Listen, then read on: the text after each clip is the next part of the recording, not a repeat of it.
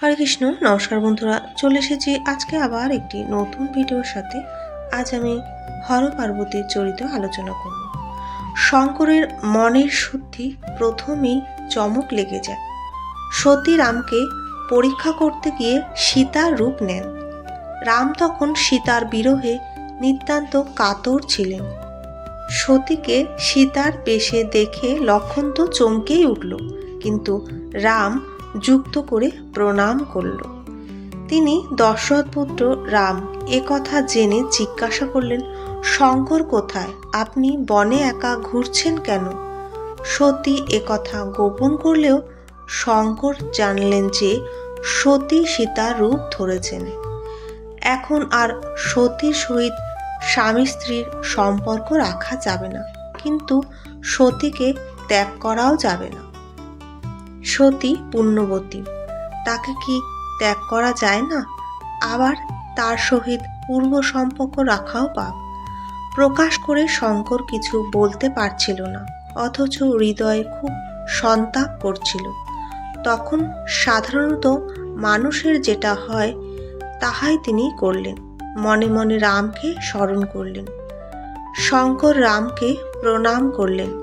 তাকে স্মরণ করতে সেই ভাব মনে আসিল যে এ দেহে আর সতীর সহিত তার সাক্ষাৎ নেই। শঙ্কর মনে মনে সেই সংকল্প করলেন। তখন দৈববাণী হলো, তুমি ছাড়া এমন পণ আর কে করতে পারে? তুমি রামভক্ত ও সমর্থ। শঙ্কর চরিত্রে প্রেম, দৃঢ়তা ও পবিত্রতার ত্রিবেণী সঙ্গম রয়েছে।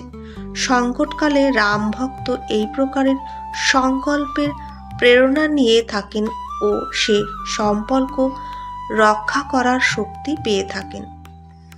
শঙ্কর তখন তপস্যায় বসছিলেন। ৮৩ বছর কেটে গেল। যখন সমাধি ভাঙল তখন সতী ভীষণ দুঃখে তার নিকটে এসে শঙ্কর তাকে বামে না বসিয়ে সম্মুখে বসতে দিলেন। সতীর তো তখন কিছুই ভালো লাগে না। তিনি বাপের বাড়ি যাবেন, সেখানে যজ্ঞ হচ্ছে, সেই বাহানায় দিন কতেক কেটে যাবে। সেই জন্য তিনি শঙ্করের অনুমতি চাইলেন। শঙ্করের গভীর প্রেম এখানে আরও ফুটে উঠল। শঙ্কর পার্বতীকে যাইতে নিষেধ করলেন, বললেন বিনা নিমন্ত্রণে যেতে নেই। যদিও মিত্র, স্বামী, পিতা, গুরু এদের বিনা নিমন্ত্রণে যাওয়ার অধিকার আছে, তাতে কোনো সন্দেহ নেই। তথাপি সেখানে বিরোধ বাধে। সেখানে এইভাবেই গেলে কল্যাণ কখনোই হয় না। কিন্তু সতী তাহা কিছুতেই শুনল না। শঙ্কর তখন লোক সঙ্গে দিয়ে সতীকে পাঠিয়ে দিল তার বাপের বাড়ি। যজ্ঞের ঘরে পতি পরিত্যক্তা সতী যজ্ঞের দিন উপস্থিত হলেন। মানুষের পতি পরিত্যক্ত উপেক্ষিতা মেয়ে তার বাপের বাড়ি আসলে যে করুণ অবস্থা হয়, তুলসীদাস সেটি বলতে চেয়েছেন। ভবানী বাপের বাড়ি গেলে দক্ষের ভয়ে কেউ তাকে সম্মান করল না। একমাত্র মাই তাকে আদর করে দেখা দিলেন। বোনেরা দেখা করতে আসলে খুব হাসতে লাগলো। কেমন আছো? দক্ষ কথাও জিজ্ঞাসা করল না। তার সর্বশরীর সতীকে দেখে জ্বলে উঠল। ভবানী তখন চারিদিকে অনাদরের আবহাওয়া হাঁপাইয়া উঠিলেন। দেখলেন এখানে তো তার অসম্মান করা হচ্ছে। এ যে শঙ্করকেই অপমান করা। যজ্ঞস্থলে গিয়ে দেখেন সেখানে শিবের যজ্ঞভাগ নেই। তখন তো সতীর সহ্য হলো না। সে নিজেকে দক্ষের মেয়ে বলে ধিক্কার মনে হচ্ছিল তার। জগতের আত্মা হচ্ছেন মহেশ্বর, তিনি জগতের পিতা, তিনি সকলের হিতকারী। আমার মন্দমতি পিতা তার নিন্দা করছে। আমার এই দেহ সেই পিতার হইতে উৎপন্ন। এই জন্য চন্দ্রমৌলি বৃষকেতু শঙ্করকে হৃদয়ে রাখিয়া ওই দেহ সতী ত্যাগ করলেন। এই কথা বলে যোগ আগুনের শরীর জ্বালিয়ে দিলেন। যজ্ঞক্ষেত্রে হাহাকার উপস্থিত হলো। তারপর দেবী সতী হিমালয় পর্বতের কন্যা রূপে সেখানে জন্ম হলো। তখন হতে উমা হিমালয়ের ঘরে আসলেন। তখন হইতে সেখানে সকল সিদ্ধি ও সম্পদ ভরে উঠল। মুনিরা এসে সেখানে আশ্রম বাস করতে লাগলেন। হিমালয় তথাদিককে উপযুক্ত স্থান দিলেন। নদী সকলে পবিত্র জল বইতে লাগলো। সকল পশু পক্ষী পতঙ্গ সুখী হলো। সকল জীবী স্বাভাবিক শত্রুতা ত্যাগ করলো। সকলে হিমালয়কে ভালোবাসতে লাগলো। কেউ আবার রাম ভক্তি পেয়ে সুন্দর হতে লাগলো। হিমালয়ের ঘরে গিরিজা আসায় কতই না শোভা বাড়ল। এই সুন্দর অবস্থার মধ্যে পার্বতী নারদের পরামর্শে শিবের জন্য তপস্যা শুরু করতে লাগলো। শিব বিবাহ করতে সম্মত হইলে সপ্তঋষিরা এসে পার্বতীকে পরীক্ষা করল। তারা বললেন, দুষ্টু নারদের কথায় শিবের তপস্যা করা বোকামি। শিব কি করেছেন?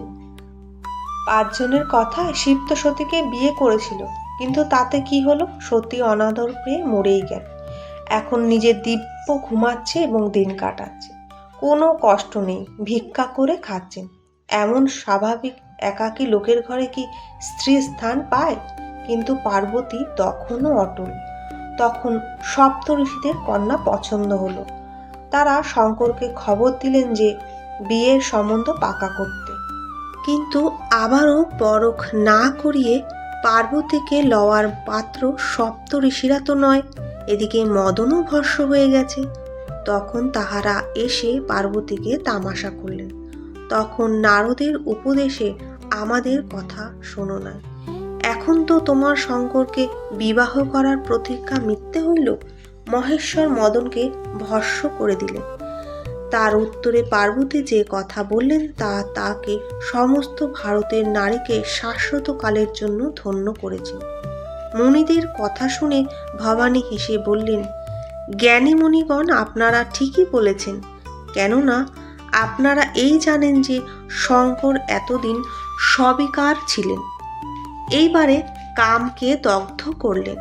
কিন্তু আমি তো জানি শিব বরাবরই যোগী। তিনি অজ, অনবদ্য, অকাম, অভোগী।